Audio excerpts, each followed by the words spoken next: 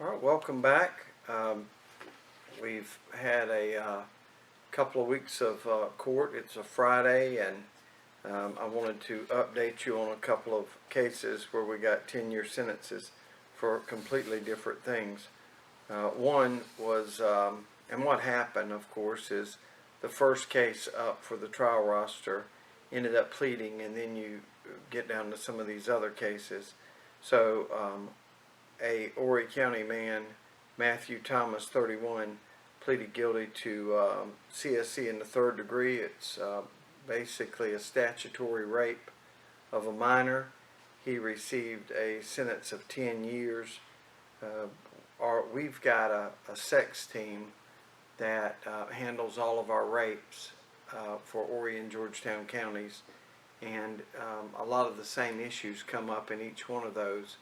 Now, obviously, a statutory rape case is different than what we think of in the movies, that sort of rape. But a lot of the issues come up. We also have a team that only does drug cases because a lot of the same issues, Fourth Amendment issues, come up, and those guys become experts on the Fourth Amendment issues.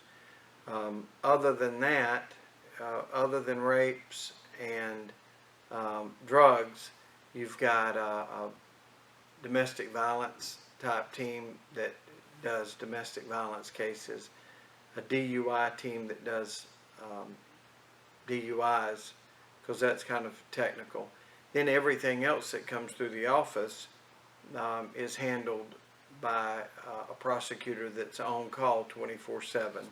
So that is called a General Sessions team. There's 3 of those, and we rotate a phone and answer calls for the police.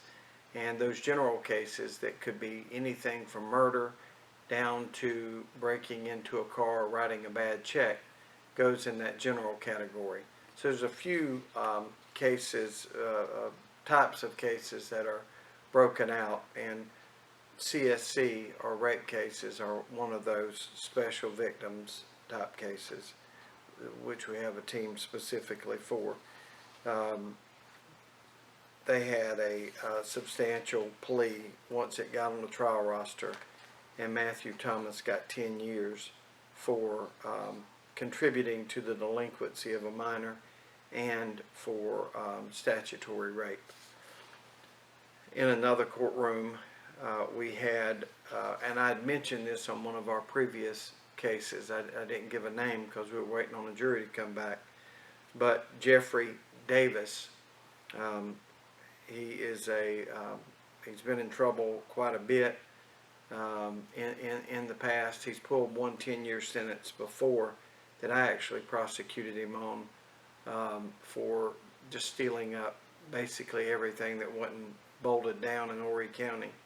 Well, he's up to it again, and he's got 10 more years to serve.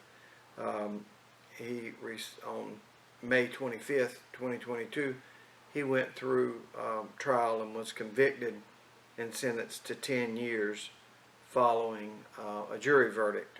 So what happened in that case is he was residing with several other people at Summer Winds and Suites in Myrtle Beach. The police were on to him, did a search warrant and a raid. Several people were arrested. Obviously, Jeff Davis is saying, yeah, I was there, but that stuff's not mine. It's one of those other people you arrested. The drugs aren't mine. That belongs to someone else. But when the police had talked with him, he had told them that he would exchange drugs for stolen goods. And way back 15 years ago, whenever I prosecuted him, it was the same type thing. So one of the things that happens, obviously, if you were to come and sit in on jury duty, there's in trial work, there's only so much you can say. You can't tell about what the guy's prior record is. As a juror, you're basically treated like mushrooms. You're kept in the dark and fed cow manure. throughout the trial, but those are the rules that prosecutors have to live by. And we will have to go in and prove that on this day, Jeffrey Davis did in fact receive stolen goods or had in possession stolen goods and had dope. Obviously, he is going to come up with any sort of plausible excuse. Some other dude did it, wasn't me, all of that. So as jurors, you leave and say, doggone, if I'd only known that he had a really bad record, or if I'd known that he was charged with 5 or 6 other, I would have chosen another way. Well, the rules are we can't tell you about all of that stuff. So, it's not like dealing at home with trying to figure it out. There are rules. You've heard it all your life. They're slanted against the state. They're slanted for the defendant, and that's just life. I don't have to like it. You don't have to like it. That is just what it is. That's what come up in this case. Fortunately, we got really smart jurors, and they said, "Hey, this is a crock. He's making this up," and they found him guilty. And the maximum penalty again was 10 years. He got 10 years. I wish it could have been more, but that's the maximum penalty. And Davis and others like him will have to determine if they want to spend their time, what little bit of time God gives us here on this earth. If you don't mind spending it 10 years at the pop in confinement, there's not a lot that people can do for that. They're never going to raise the theft level to 30 and 40 years. So you get out, he'll get in trouble again, and then it's right back to something else. One other thing that's been on my mind, there was a lot of other cases that went through. These are a couple of the double-digit cases that started at trial. One other thing that we're trying to do in the past couple of weeks, you've heard a lot about the shooting there in Texas.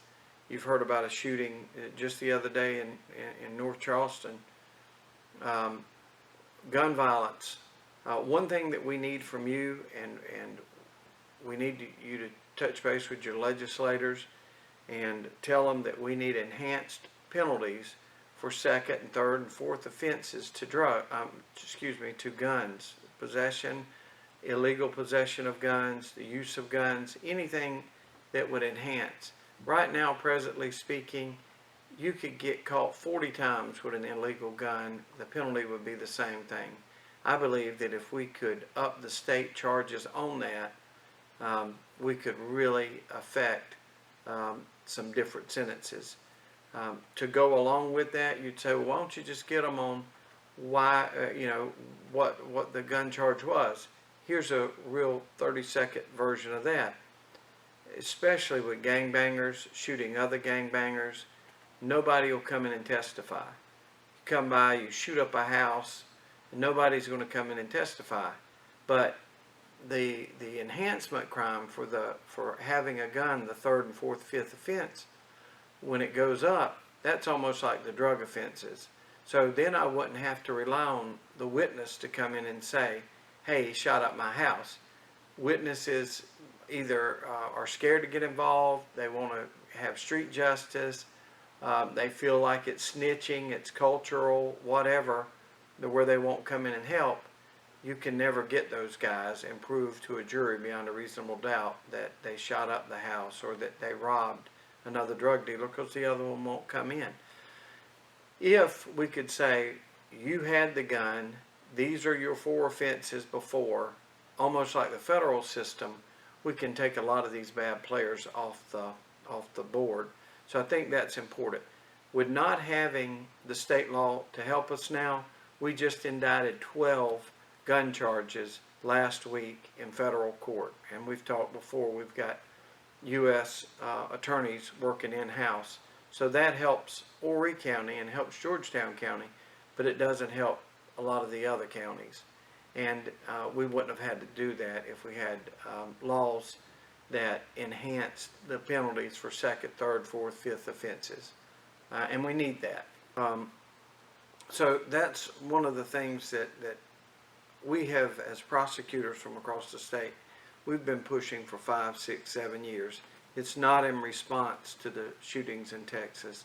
It's not in response to anything in Charleston or anywhere else. I've been told there's been 20 mass shootings since Texas, where 3 or more people were shot.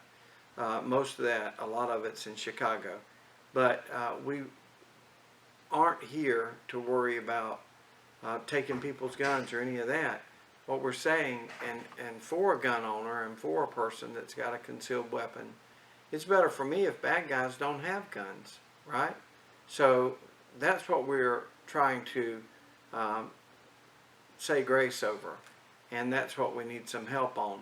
Obviously, we can all have it in a place that we shouldn't. Say we think it should be in our on our dashboard, but it should have been in our glove compartment of the car. Mistakes can happen, that's cool, but it can happen 3, 4, 5 times, right? So what we're saying is there needs to be enhancements so that we can use those perennial gun charges against the really bad guys. Feds have already got it, and that's what we did this past week. We sent 12 of those for indictments to be handled in federal court.